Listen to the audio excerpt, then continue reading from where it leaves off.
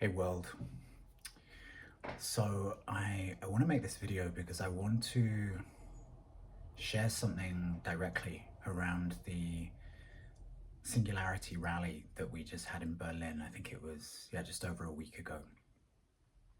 I continue to be aware that there were a bunch of people who had a really powerful and positive experience at that event. And I'm also continuing to be aware that there were some people who really struggled. And yeah, I've been in a process of taking in feedback over the last week, and I feel really blessed to have received a lot of really good feedback. And something I'm really present with is how loving and how kind the feedback has been. It's been clear and direct, but it's also been very loving. I feel grateful for that. And something I'm present with is I've just had today a couple of more points of contact with people who either struggled or who were in contact with people who struggled. And I'm just present with how the process of feedback and reflection that I've been in has been mostly one private. It's been within myself, or it's been within the context of some people who I'm close to. And yeah, it's just felt to me today like I want to make a video that is more public and that addresses some of the points of learning that I feel like I'm taking in as a result of this event. And that hopefully that can be received and it can be felt by anyone who did struggle. And I feel that's important as well, given how we humans generally do politics.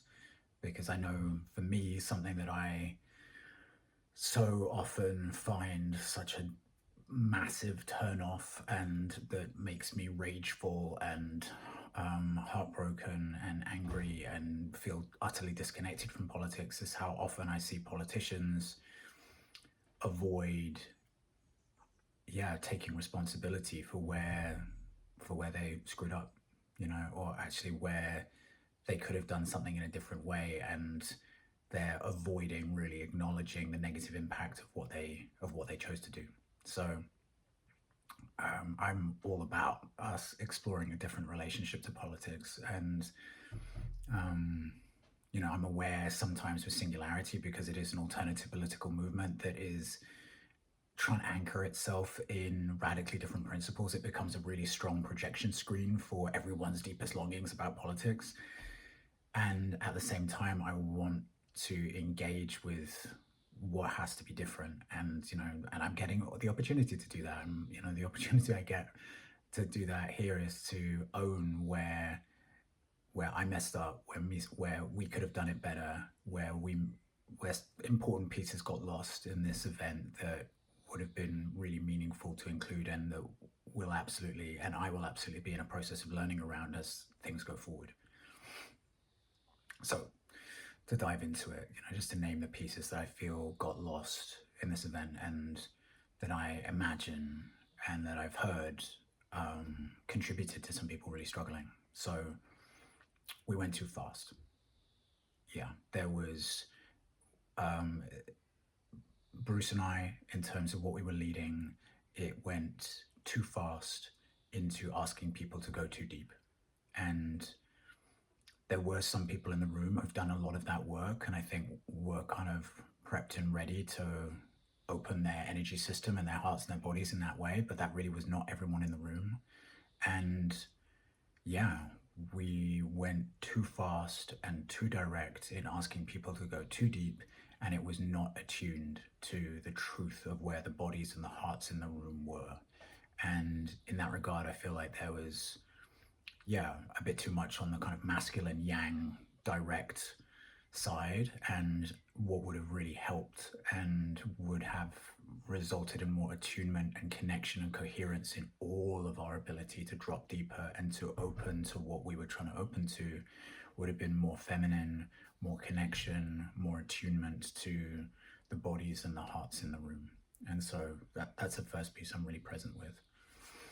Second piece, I feel like I was naive around not taking into more consideration what a big deal it is to ask people to feel just what's going on in the world, just to ask people to open to just be with what's happening in the world today.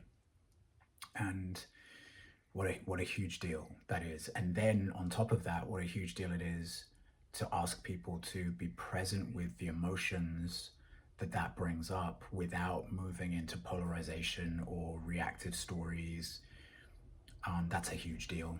I know when I'm triggered about something, uh, especially if it's something where I feel like deep injustice is going on, that I feel rage or terror or heartbreak around, it can be really hard for me to and it's a deep work to stay with and process the emotions without moving into polarized reactivity. And so that's a huge deal to ask people to do that. And then on top of that, I also asked, what I was asking of people was to to be able to be with and move those emotions, and then on top of that, to be able to sense through that heartbreak and through those emotions to the vibration of that one life principle, that it's the same in the core of me as it's in the same in the core of you as in any being in the earth itself.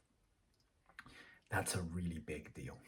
And I was naive and I was not attuned in, yeah, really being considerate of people's different capacities for feeling and people's different backgrounds in relation to the topic, which are going to result in more or less triggers around it, which then, yeah, another thing which we could have done better, I could have done better, is to make sure that that the assistant team were named to be really ready and available to support people with anything where something was getting stuck or triggered and they were really struggling to continue to stay with the process. And with that, as I mentioned before, we went too fast. So just naming those pieces. Another piece that I feel, where I feel something got lost, was in relation to the music. So I feel like I could have made sure, with Megan, our DJ, that the journey that we wanted to go on and the music that was played would be more in sync. I could have done that, and I didn't do that. Um, yeah, I I know Megan and I have run an event like that before, and what we did previously really worked, I feel. And something I reflected on afterwards was, yeah, that wasn't within the context of a massive global crisis, and also in the context of asking people to open to the deep emotions and feelings that that moves in them. And so I feel like something got lost there between the process that we were in and the musical journey. And I take responsibility for not making sure that that was more in sync. And I certainly feel like anything that we do in the future along these lines, I want to make sure that the music journey that we go on is as tuned into the heart and the note of the heart and what it means for us to be present with our hearts in with everything that's there at this incredibly and intense time in history. As a I want to make sure the music is as attuned to that as as the facilitated process is. And the facilitated process was not, as I've just said before, as attuned, nearly as attuned as it could be. And the music journey was also not, so I take responsibility for that. Um, yeah, and I also, I think we could have worked with the room more, and we could have, we had an altar there that could have been a kind of ritual support for people's process. And yeah, I wasn't attuned to that being something that we should really bring in more. That was one piece of feedback. Another piece of feedback that I received, and also I didn't think to draw on Megan and Ania's experience in running ceremonial dance spaces more. And yeah, I feel like that would have been good to do that. Megan and Ania have a bunch of experience with their events in Berlin, and I mean, I have some experience. I've run these events. And yeah, and I know Bruce and I had a flow that we were in, and yeah, I think that was a blind spot to not um, take the time, and to invite in more reflections and advice from Megan and Anir about about their learnings and advice around how we can do this. And as I feel into that, I can also just feel the context that this event happened in, where Bruce and I had been in a 24-hour online rally just prior to this event. And yeah, that was beautiful, and I am not going to do that again. Like, I'm not going to arrange two events like that again, because it was just so demanding on both of our resources. And I can feel like there was something, part of what got lost in a certain way was because both of our resources were impacted by the fact that we'd just been in a 24-hour process. um, yeah, which we ambitiously brought together with this, in a way that was beautiful and not to be repeated. So yeah, and I'm just trying to think if there's anything else that I want to mention.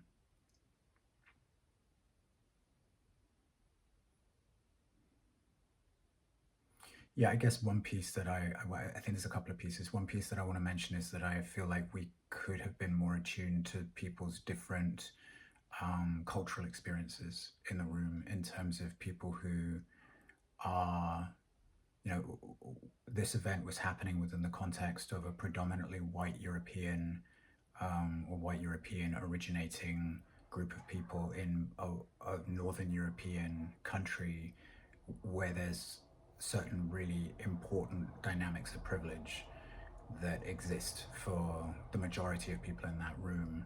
And one of those pieces of privilege, in a way, is not being directly impacted by some of the most intense things happening in the world today. And by directly impacted, I mean, you or a family member has not been directly impacted by needing to flee the country that is your home, or um, you or a family member or one of your community or loved ones has been in a war zone, or yeah, being directly or very closely impacted by you or your loved ones being, yeah, their connection to some of the most intense things happening on the planet today. And of course, how we relate to what's happening on the planet is also deeply interwoven with the fields of connection and disconnection that we experience with the other humans around us. And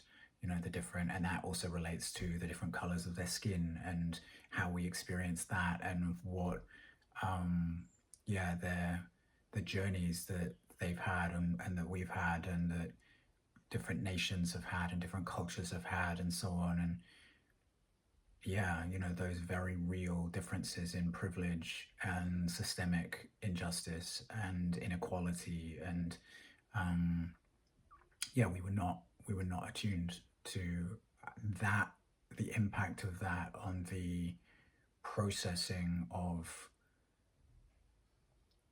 the journey that we were asking people to go through. And so that's a very important learning, and it's something that, yeah, I'm in process of really inviting in leaders, yeah, from different communities and different cultural backgrounds, who can help Singularity do its work around power and decolonization. So just to mention that. Yeah. And I think something I'm with all of this as well is that what Singularity stands for is radical, and I don't want that to get lost in, yeah, in the process of trying to make everyone happy, basically. And we're never going to make everyone happy, but these are really important pieces that I've named. And yes, and I really just would love people to, yeah, to understand that this is an experiment. It's an experiment, and we don't know how to do this yet, and we're learning, and probably some of the time we're gonna learn by getting it wrong. and thank you for being part of the experiment. And something I'm with as I reflect on this event is, okay, how do we bring it all together? How do we bring the masculine and the feminine orientations together? How do we bring purpose and grief together? How do we bring this kind of vertical opening to alignment together with a deep horizontal embrace of everything that's here? How do we bring the cultural pieces of the different perspectives and experiences and energies in the room? How do we work with that all the while staying true to the radical core of what singularity is, which is that there is at the core of all of us, regardless of our traumas and our differences and our different nations and our different backgrounds and our different experiences, there is one radical life that's here that is the root of the incredible diversity that expresses through us and that is sometimes, you know, saturated with pain and sometimes filled with celebration and beauty and diversity. And that's the radical core of what singularity is. And so, yeah, I just invite, I request your understanding, that this is an experiment, and we're working out how all this comes together. And if you have further feedback that if you feel that there's something which I haven't covered in this video that I've made, if you feel like there's something that you experienced where you felt like, actually, well, John, that you missed that bit and you haven't mentioned that in this video as well, then we have a feedback form which I'll make sure to include with this video. Yeah, so thank you for hearing me. I definitely feel like there's been a huge learning from this event. In many ways, I feel it was a success because there's a lot that worked beautifully and there's a lot that got learned, and I know to do very differently next time. And so, yeah, whether you were someone who felt like this event deeply met you and opened you and plugged you into something that deeply touched you, or whether you're someone who felt frustrated and angry and let down by something that you wanted to be different and that you hoped would be, thank you. Thank you for being part of this. And yeah, thank you for the learnings.